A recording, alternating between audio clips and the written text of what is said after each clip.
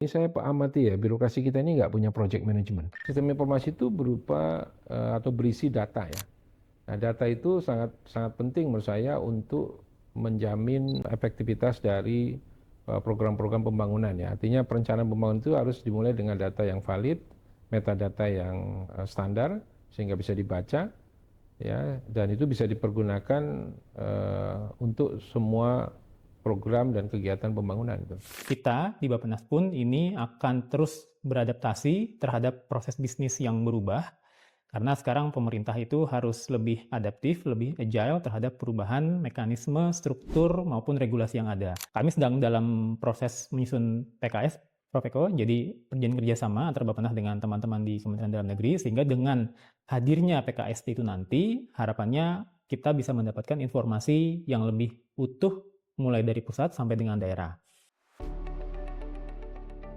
Halo rekan SMR, selamat datang di podcast SMR. Senang sekali rasanya saya Ruli Aprilia pada kesempatan kali ini dapat membersamai rekan SMR, dapat membersamai seluruh rekan SMR dalam episode podcast SMR yang sangat strategis sekali terkait peran manajemen risiko pembangunan nasional, yakni dari perencanaan ke pengendalian, peran manajemen risiko pembangunan nasional dan sistem informasi dalam menjaga akuntabilitas pembangunan.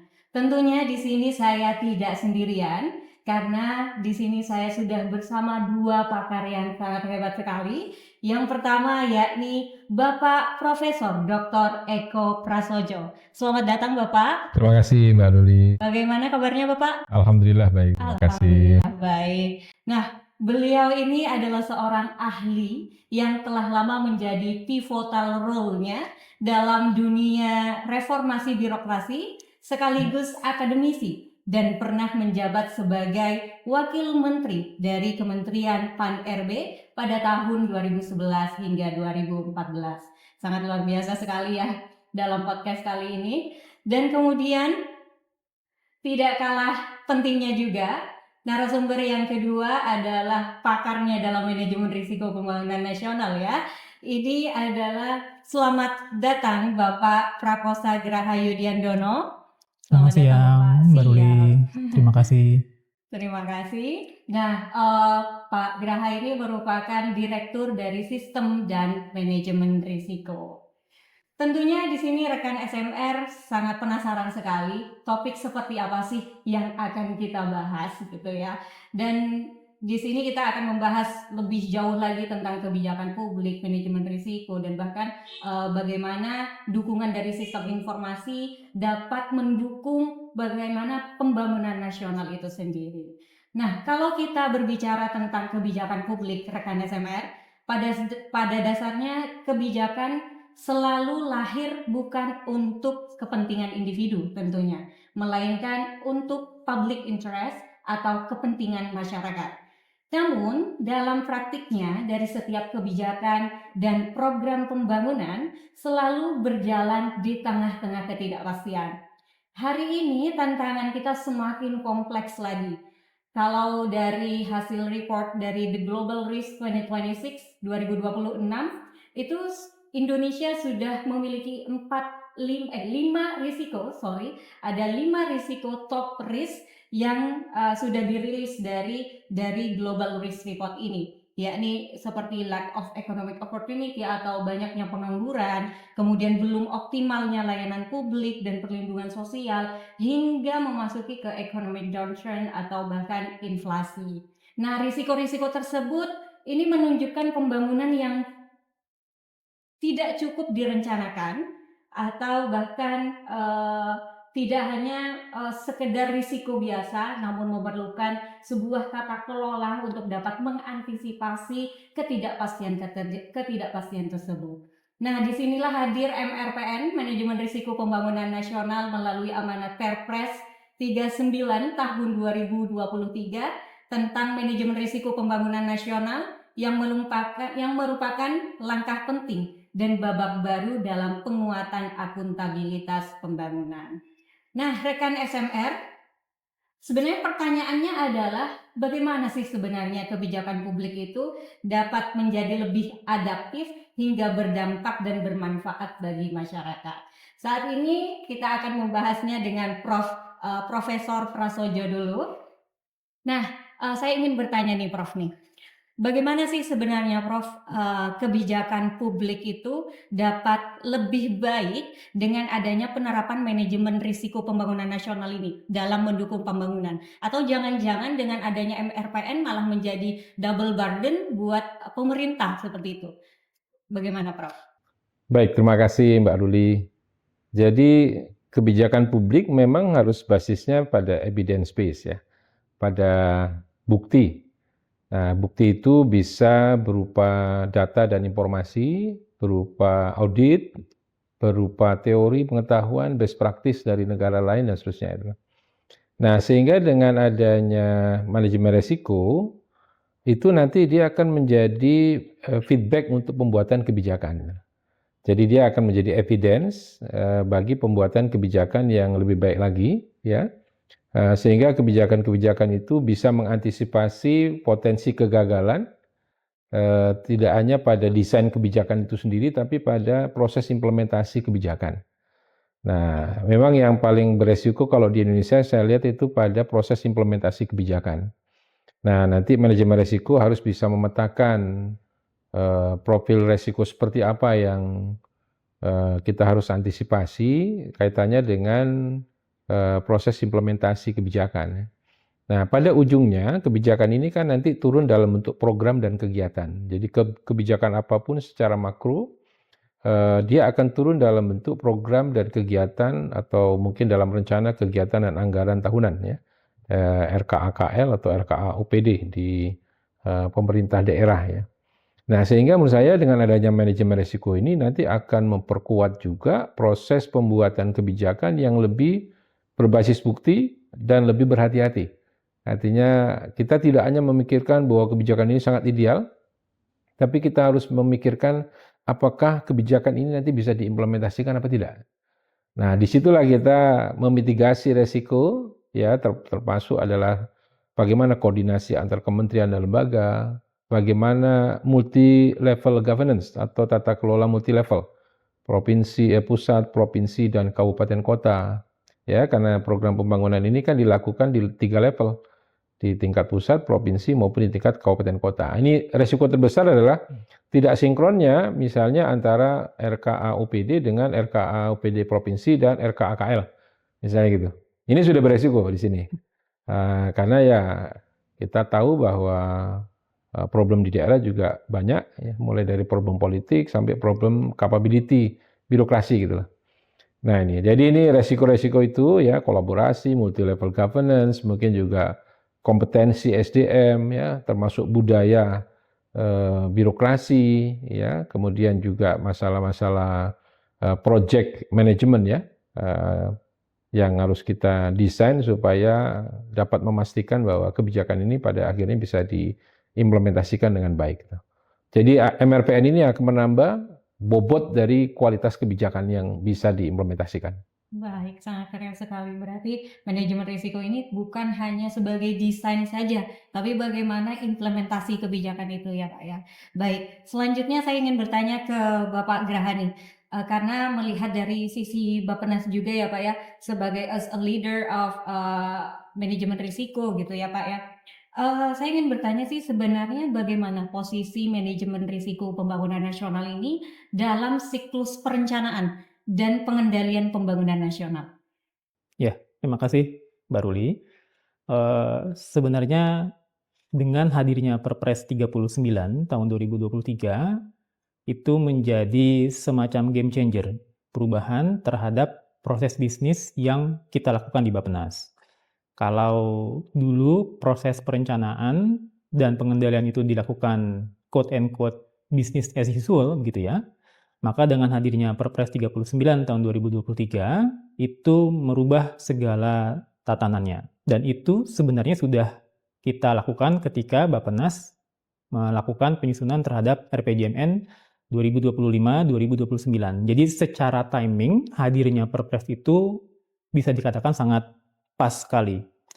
2023 hadir, 2024 ketika Bappenas menjadi think tank dalam proses penyusunan RPJM, dilakukan proses penyusunan RPJM yang berbasis manajemen risiko.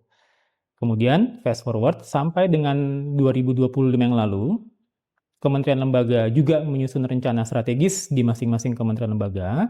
Itu juga sudah memasukkan mekanisme atau unsur-unsur terkait dengan penerapan manajemen risiko. Jadi memang untuk beberapa hal ini merupakan hal yang baru dan kita di Bappenas pun ini akan terus beradaptasi terhadap proses bisnis yang berubah karena sekarang pemerintah itu harus lebih adaptif, lebih agile terhadap perubahan mekanisme, struktur maupun regulasi yang ada.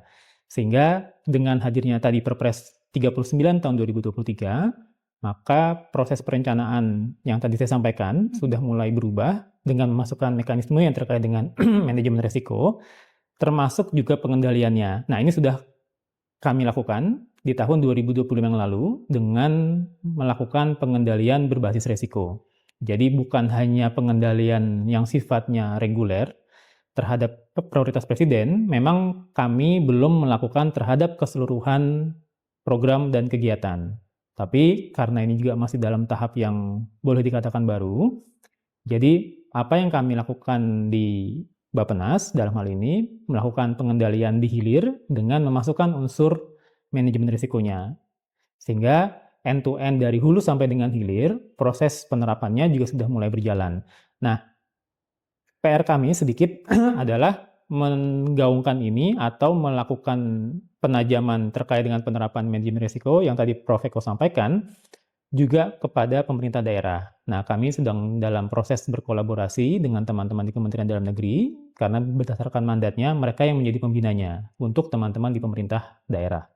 Nah, once itu sudah dikeluar, maka nanti harapannya end-to-end mulai dari pusat, provinsi, kabupaten kota, maka penerapan manajemen risiko itu sudah bisa bicara secara keseluruhan, utuh dari atas sampai dengan bawah, dari yang sifatnya sangat sektoral maupun yang sifatnya lintas sektor. Jadi kami masih akan terus mengimprove regulasi dan juga tata kelola kelembagaannya untuk memastikan penerapan manajemen risiko ini bukan hanya kita saja di pusat, mulai dari perencanaan dan pengendaliannya, tetapi juga sudah mencakup teman-teman di pemerintah daerah.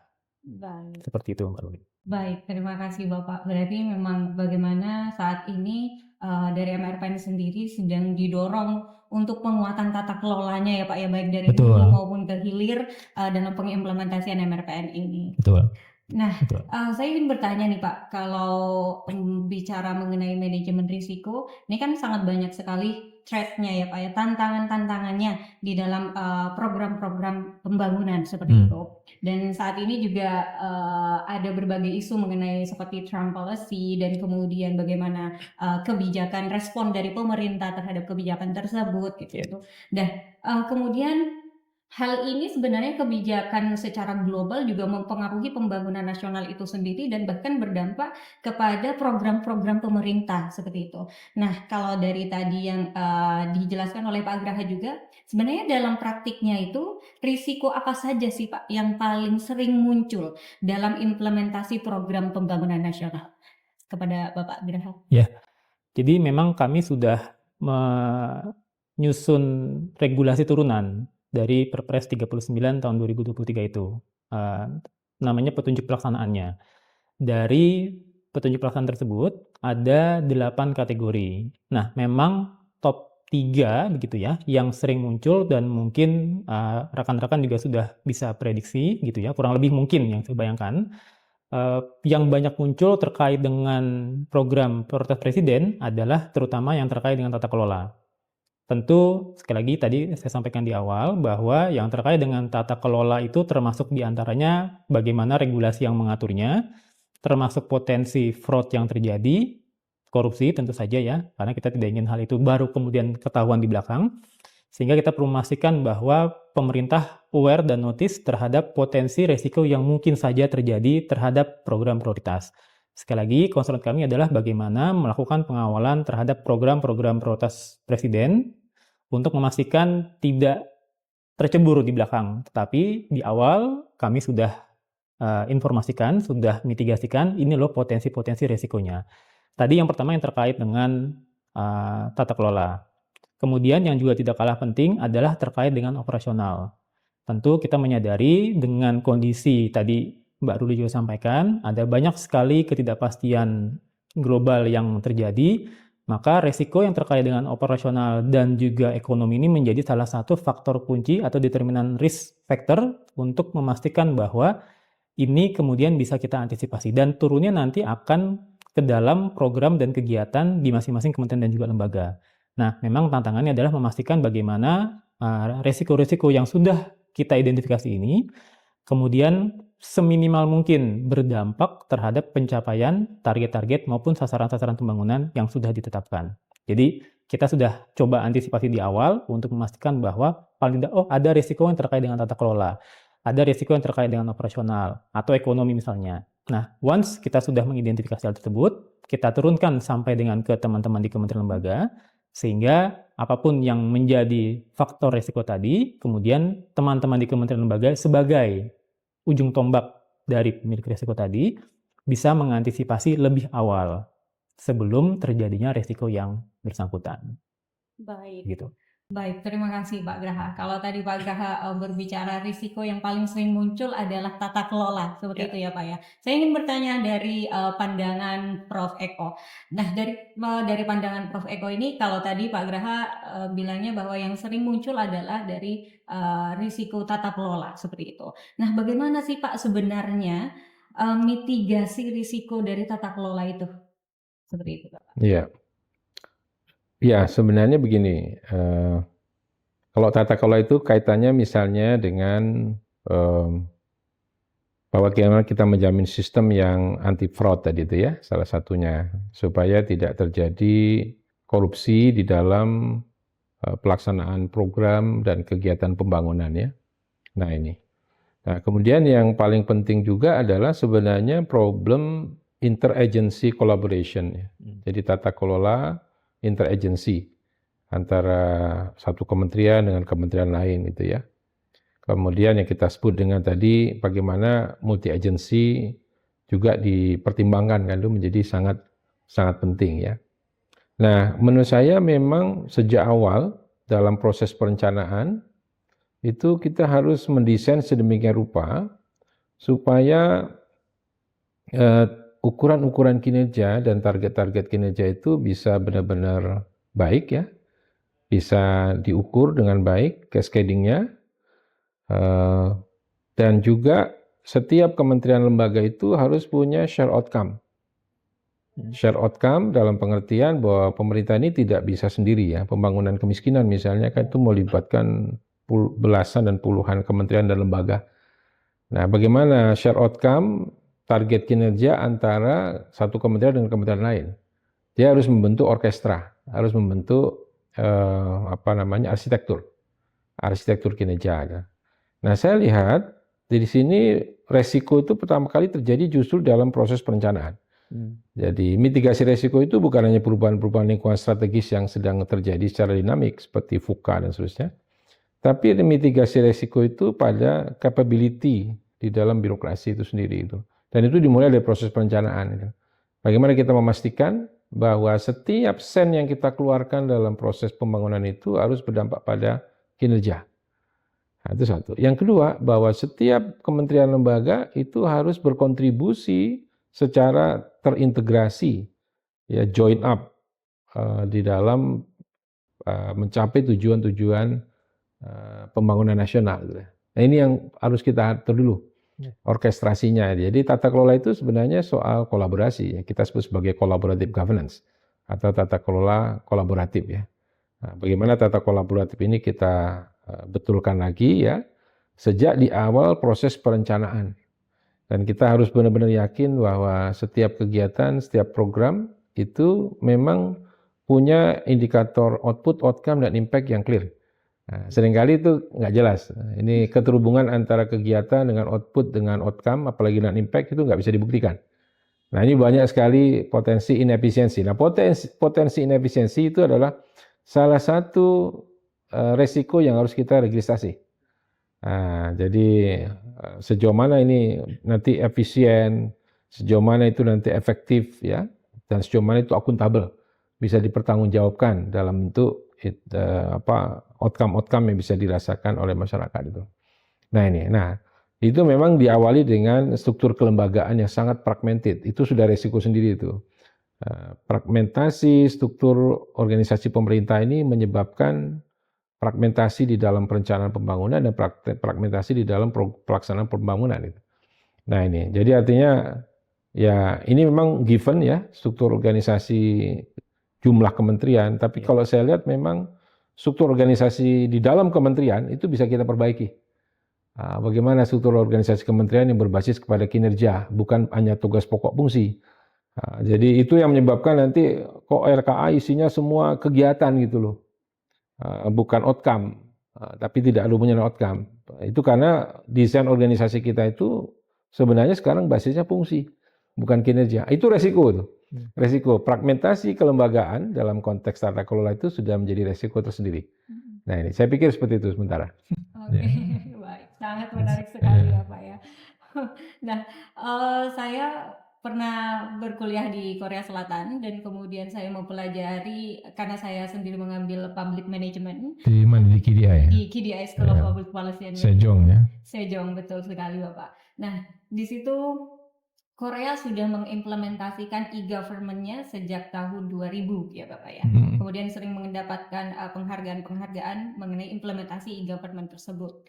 Nah, kemudian seiring berjalannya waktu baru-baru ini ada informasi bahwa memang in Korea sudah menerapkan yang namanya Government 24 yang seluruh local government semua kementerian itu terintegrasi sistemnya satu sama lain. Sehingga dukungan terhadap pengelolaan program pemerintah itu sangat efektif sekali. Pak. Nah, sebenarnya kalau saya juga melihat di Indonesia juga ada mengacu ke Permen Pan RB nomor 5 tahun 2020 ya Pak ya, tentang pedoman manajemen risiko sistem pemerintahan berbasis elektronik atau SPBE. Nah, itu kan juga bagaimana meningkatkan kinerja dan tata kelola ya Pak ya. Nah, pertanyaan saya kalau tadi dari penjelasan dari Prof. Eko sendiri, sebenarnya di mana sih posisi atau peran dari sistem informasi dalam mendukung fungsi pengendalian pembangunan? Ya, sangat strategik dan kritikal ya. Sistem informasi itu sebenarnya menghubungkan semua proses bisnis di kementerian lembaga dan juga mungkin nanti dengan pemerintah daerah, ya sehingga keterkaitan antara satu kementerian dan kementerian lain itu bisa kita monitor ya. Proses bisnis juga semakin terintegrasi dan seterusnya itu. Yang kedua, sistem informasi itu berupa atau berisi data ya.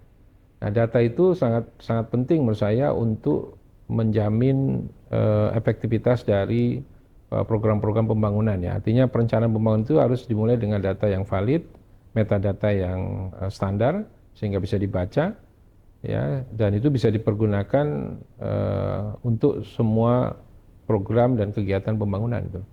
Nah, ini sistem informasi ini saya pikir memang harus kita benahi juga ya, apalagi sekarang dengan AI, dengan big data ya. Saya pikir untuk membuat RPJMN, Renstra, RKA itu sangat cepat banget gitu loh. Kalau datanya sudah tersedia, datanya itu berarti valid tapi juga metadatanya juga ada gitu ya. Nah, dan itu bisa dibaca gitu. Jadi itu bisa dibantu juga dengan AI gitu ya. Nah ini, jadi ya saya pikir sekarang dengan perkembangan teknologi sistem informasi itu akan menjadi semakin cepat dan juga semakin valid ya. Nah problemnya ini kan ini soal whole of government ya. Memang kalau problem di Indonesia itu satu terkait dengan sistem informasi adalah fragmentasi sistem yang sekarang ini ada antar kementerian lembaga, bahkan antara direktorat jenderal di dalam kementerian dan lembaga itu juga masih banyak sistem yang terfragmentasi gitu. Kalau kita ngomongin perencanaan pembangunan kan kita harus mengintegrasikan misalnya antara Krisna, Sakti, kemudian juga SIPD ya di Kementerian Dalam Negeri itu. Ini bagaimana kita integrasikan itu kan? Nah, saya juga sangat mungkin bisa diintegrasikan dan kita nanti buka dalam Krisna misalnya tidak hanya untuk kementerian lembaga itu saja, tapi bagaimana nanti linknya dengan siapa saja stakeholder yang terkait dalam program pembangunan ada, yang itu merupakan stakeholder kunci. Kalau tidak ada dia, programnya tidak berhasil. Nah, jadi Krishna itu harus membuka seperti itu gitu loh. Jadi pemangku kepentingan yang terkait untuk bisa mengintegrasikan data dan program-program pembangunan itu. Jadi ini saya pikir tugas kita untuk mengintegrasikan, dan kalau ini sudah baik, tentu ini juga akan bisa digunakan untuk MRPN, untuk manajemen risiko pembangunan nasional. Saya pikir begitu, Pak Rudi. Sementara. Sangat luar biasa. Kita sudah sangat langkah jauh karena kita sudah juga membahas mengenai bagaimana implementasi MRPN juga, kemudian bagaimana adanya sistem yang terintegrasi dalam dapat mendorong manajemen risiko itu sendiri dan pengelolaan tata kelola yang baik dan sebagainya. Dan di sini saya ingin bertanya kepada Bapak Graha, karena Bapak Graha ini sebagai Direktur Sistem dan Manajemen Risiko, karena kita juga ngomongin sistem ya dari tadi ya. Sebenarnya bagaimana integrasi antara MRPN dan sistem informasi yang dapat memperkuat akuntabilitas pembangunan itu sendiri, Bapak? Ya, terima kasih Mbak Ruli. Seperti tadi yang dikatakan oleh Prof. Eko, jadi kalau kita bicara dalam konteks tataran yang ideal, memang sebenarnya seharusnya penuangan di dalam proses bisnis perencanaan itu sudah dilakukan dengan baik. Tentu kita tahu di pemerintah ini ada sistem informasi Krishna yang memang sudah widely digunakan oleh seluruh kementerian dan juga lembaga. Dalam prosesnya, kami di unit kerja, di Direktorat Sistem dan Manajemen Risiko, itu sebagai yang pengguna atau mengambil data dari Krishna sebenarnya. Jadi, kami punya sistem Imonef namanya, Mbak Ruli. Imonef itu sistem informasi yang terkait dengan pengendalian. Kalau Krishna kan bicara terkait dengan bagaimana perencanaannya. Nah, data dari Krishna kami ambil sebagai referensi untuk proses perencanaan. Data dari teman-teman di Kementerian Keuangan itu juga sudah kami ambil. Data sakti kami ambil melalui Monef Keuangan. Yang on progress itu adalah data untuk teman-teman di pemerintah daerah. Yang tadi juga Prof. Eko sudah banyak singgung. Dan saya rasa ketika nanti kami sedang dalam proses menyusun PKS, Prof. Eko, jadi perjanjian kerjasama antara Bappenas dengan teman-teman di Kementerian Dalam Negeri, sehingga dengan hadirnya PKS itu nanti, harapannya kita bisa mendapatkan informasi yang lebih utuh mulai dari pusat sampai dengan daerah. Nah, terkait dengan bagaimana pemanfaatannya untuk manajemen risiko, tentu kita bicaranya adalah aliran informasi, bagaimana data yang ada di proses bisnis perencanaan tadi, kemudian bisa kita gunakan. Kalau kita bicara pemerintah hari ini, banyak sekali prioritas-prioritas yang kemudian dilakukan oleh pemerintah, mulai dari MBG, Koperasi Desa Merah Putih, pangan, energi, dan segala macam, yang tentunya erat kaitannya dengan bagaimana proporsi anggaran di masing-masing KL yang terkait, atau championnya lah ya, KL yang utama yang kemudian menjadi focal point dari pelaksanaan program kegiatan. Walaupun KL itu tidak bisa berdiri sendiri. Tadi Prof. Eko juga sampaikan, ini harus kolaboratif antara satu KL dengan KL yang lainnya. Nah, pemanfaatan sistem informasi ini mempermudah proses bisnisnya. Jadi kalau kita bicara dalam mungkin beberapa tahun yang lalu, ketika semua dilakukan melalui manual atau Excel, tentu misinformasi dan lag waktu yang digunakan itu akan sangat panjang. Nah, 2025 kemarin kami sudah mulai susun proses bisnis yang lebih ajak, dan 2026 ini harapannya sudah jauh lebih baik karena sudah belajar dari 2020 yang lalu tentang bagaimana mengintegrasikan atau mensinergikan proses bisnis dari penerapan manajemen risiko, mulai dari penyusunan profilnya, penetapan konteks, dan seterusnya, sampai juga dengan ke pemantauannya yang akan embedded ke dalam proses bisnis pengendalian. Jadi, penerapan manajemen risiko dalam konteks pengendalian ini tidak dilakukan serta-merta berdiri sendiri, atau hanya semata-mata menambah syarat beban administrasi dari teman-teman di Kementerian Lembaga. Tapi kami masukkan itu sebagai bagian dari proses mulai dari perencanaan sampai dengan pengendalian, sehingga manfaat yang dirasakan oleh teman-teman di Kementerian Lembaga itu juga lebih terasa. Mereka juga lebih terbantu ketika, oh kami sudah punya data dan informasi, bisa dimanfaatkan, dan kemudian bisa membantu mereka dalam melis atau mengidentifikasi kira-kira potensi risiko mana saja yang memang mereka harus antisipasi. Karena tentu kalau kita bicara dalam konteks manajemen risiko, ada klaster atau level risikonya yang sangat tinggi gitu ya, sedang, sampai dengan rendah. Nah, ketika misalkan suatu level resiko itu sangat tinggi, maka kita bisa membantu teman-teman di Kementerian Lembaga untuk mengantisipasi terjadi hal tersebut melalui intervensi yang dilakukan oleh Kementerian Lembaga yang terkait dengan resiko tersebut. Nah, ketika itu dilakukan melalui sistem informasi, nah harapannya itu menjadi bagian dari kita melakukan proses perbaikan tata kelola pemerintah yang ujungnya tadi bisa melihat juga bagaimana kontribusi dari masing-masing kementerian lembaga terhadap pencapaian prioritas-prioritas yang dilakukan oleh pemerintah. Baik, Gitu. sangat luar biasa sekali. Ini berarti bagaimana e-Monef ini sebenarnya menjadi early warning systemnya dari manajemen risiko pembangunan nasional ya Bapak ya?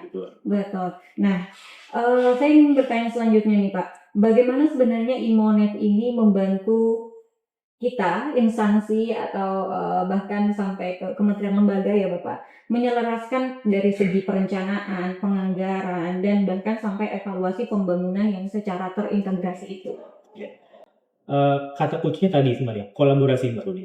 Ketika kami sudah mengambil data dari perencanaan, jadi sederhananya kalau perencanaannya, saya selalu menggunakan analoginya begini, kalau perencanaan jalannya ke barat, maka ketika kami melakukan pengendalian dengan menggunakan data atau informasi dari perencanaan, harapannya juga bisa berjalan ke barat. Jadi once misalkan trajektorinya agak melenceng sedikit ke barat laut atau ke timur, teman-teman di KL sebagai penerima manfaat dari informasinya kemudian bisa melakukan perbaikan. Tentu tidak serta-merta mereka sendiri, tetapi juga dibantu oleh kami di Bappenas untuk memastikan arah pembangunan itu kemudian bisa dilakukan.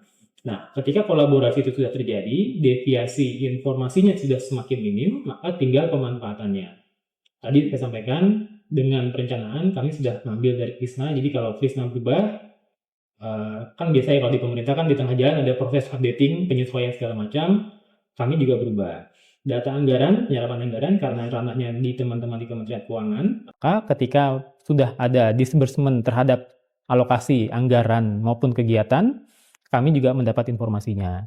Ditambah tadi informasi terkait dengan penerapan manajemen risikonya. Memang harus saya akui penerapan manajemen risiko ini tahun 2020 yang kemarin itu dilakukan terhadap selected prioritas presiden. Jadi kalau kita bicara penerapan manajemen risiko yang ideal, memang harusnya di masing-masing kementerian lembaga maupun pemerintah daerah itu juga sudah punya proses bisnis yang terkait dengan bagaimana mereka melakukan mitigasi atau identifikasi terhadap risiko untuk masing-masing kementerian dan juga lembaga. Tapi yang kami lakukan di Bappenas adalah memastikan prioritas presiden yang memang sifatnya lintas sektor tadi, kemudian terkoordinasi dan terhimpun dalam sebuah sistem yang kemudian ketika kita berbicara mulai dari perencanaannya sampai dengan pengendaliannya, itu bisa dipantau dalam satu wadah, dalam satu mekanisme sistem informasi maupun dashboard, yang kemudian bisa dimanfaatkan bersama. Dan itu juga sudah kami berikan beberapa aksesnya, itu contoh kepada para Kemenko. Jadi Kemenko itu juga bisa melihat bagaimana proses yang dilakukan oleh KL-KL sektornya sampai dengan pemantauan risiko yang terjadi. Karena pemantauan risiko ini akan dilakukan per 3 bulan. Sama seperti halnya proses pengendalian yang tadi saya sampaikan, mekanismenya akan sama per 3 bulan untuk memastikan bahwa kalau ada update terhadap informasi baru terhadap risiko, terhadap perkembangan pelaksanaan program dan kegiatan di masing-masing KL tersebut, kita bisa aware dan kita bisa notice sehingga sekali lagi itu menjadi early warning untuk kementerian lembaga melakukan perbaikan-perbaikan atas program dan kegiatannya di periode selanjutnya. Wah, sekali, sangat-sangat keren sekali ya Pak ya. Jadi bagaimana sistem e-Monef ini sebenarnya menjadi kolaborasi antar kementerian lembaga ya Bapak ya. Betul. Untuk mendukung implementasi dari manajemen risiko pembangunan nasional itu sendiri. Baik, kita melangkah kepada pertanyaan selanjutnya sebelum memasuki sesi penutup kali ya. Nah, di sini izinkan saya bertanya ke Prof. Eko, sebenarnya apa langkah strategis ke depan untuk memperkuat integrasi perencanaan, manajemen risiko, dan pengendalian berbasis sistem informasi, Bapak? Iya, jadi sebenarnya perencanaan dan manajemen risiko itu embedded ya. Dia tidak bisa dipisahkan. Masa kita mau merencanakan ke Bandung, kita nggak memitigasi risiko gitu. Yeah. Ada apa saja sepanjang perjalanan ke Bandung kan gitu ya. Nanti kita mau lewati apa, di sana ada apa gitu ya. Sehingga kita bisa menetapkan nanti profil resiko itu seperti apa. Jadi saya pikir antara perencanaan pembangunan dengan manajemen resiko pembangunan itu adalah sesuatu yang terintegrasi. Jadi dia harus embedded dan setiap kita membuat perencanaan maka kita juga harus mengidentifikasi resiko-resiko sejak awal. Resiko itu sebenarnya sudah harus kita rencanakan juga itu mitigasinya atau pengendaliannya ya. Nah ini, jadi sebenarnya bukan hanya perubahan-perubahan lingkungan strategis yang harus kita antisipasi, tapi yang di dalam birokrasi itu sendiri gitu. Internalnya. Jadi di dalam birokrasi itu sendiri potensi resikonya besar banget itu. Nah saya melihat kalau kita merencanakan sesuatu, satu pada umumnya orang merencanakan itu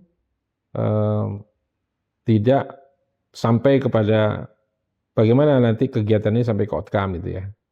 Itu sudah bermasalah itu. Saya. Seakan-akan kita bisa mencapai program sendiri gitu loh, atau kegiatan itu sendiri gitu loh.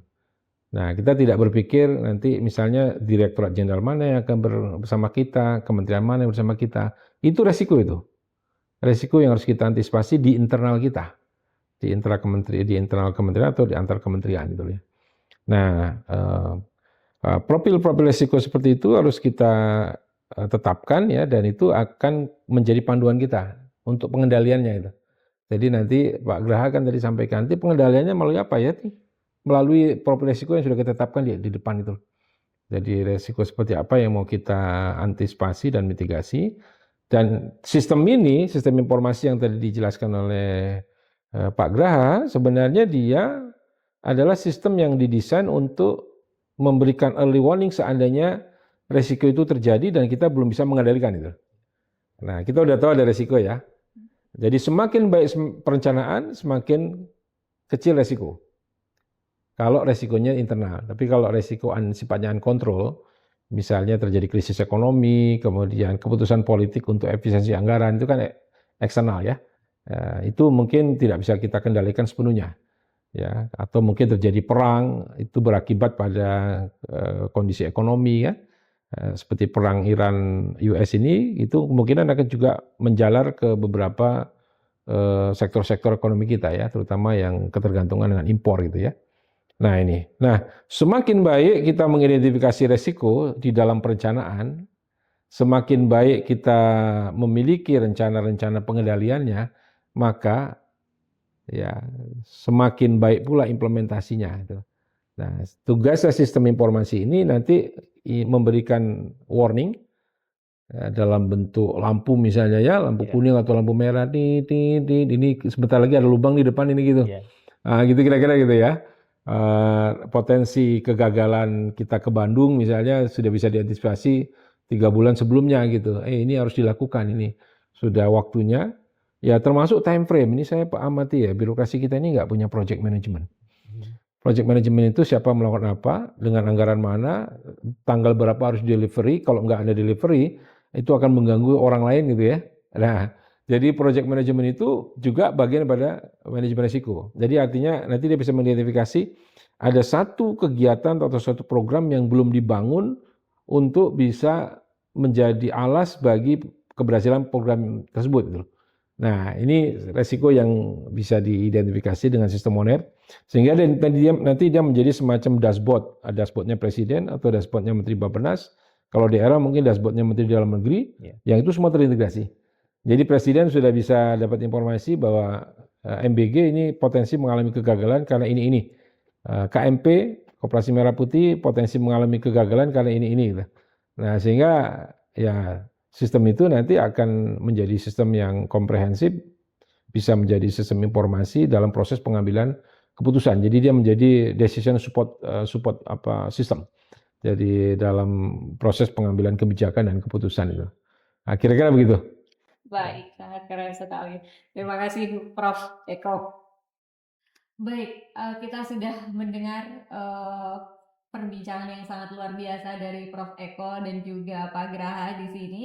Nah, kita sudah memasuki sesi akhir nih karena memang waktu yang cukup komprehensif yang harus kita dukung ya.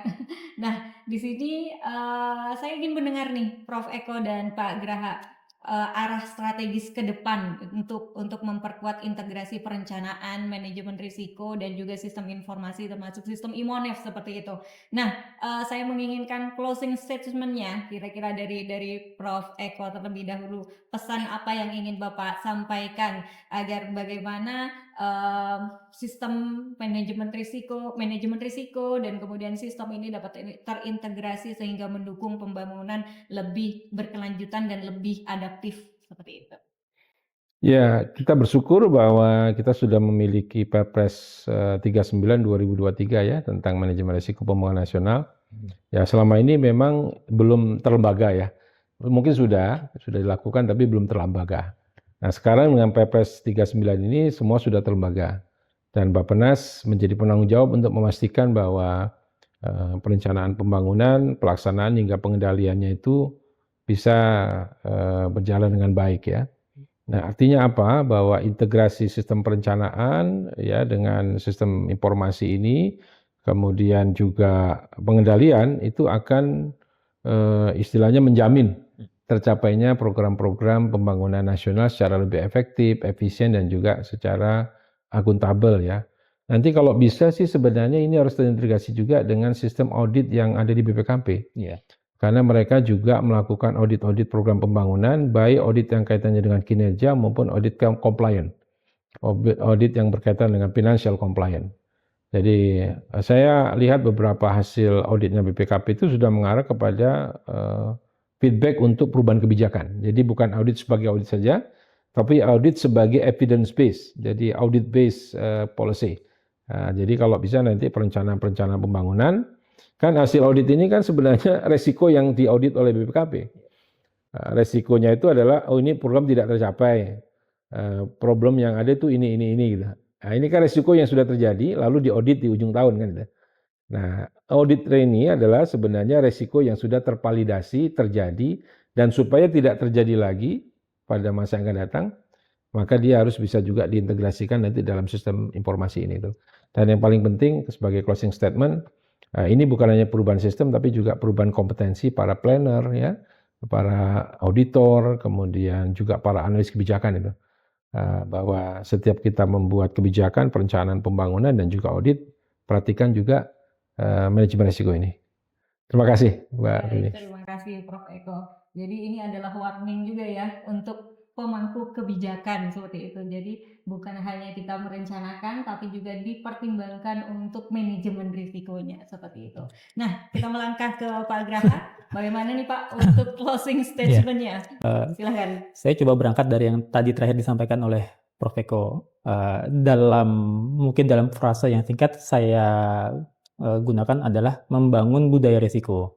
Nah, budaya risiko ini tentu tidak bisa serta-merta dengan hadirnya Perpres, lalu kemudian kita berharap semua akan berjalan dengan otomatis gitu ya.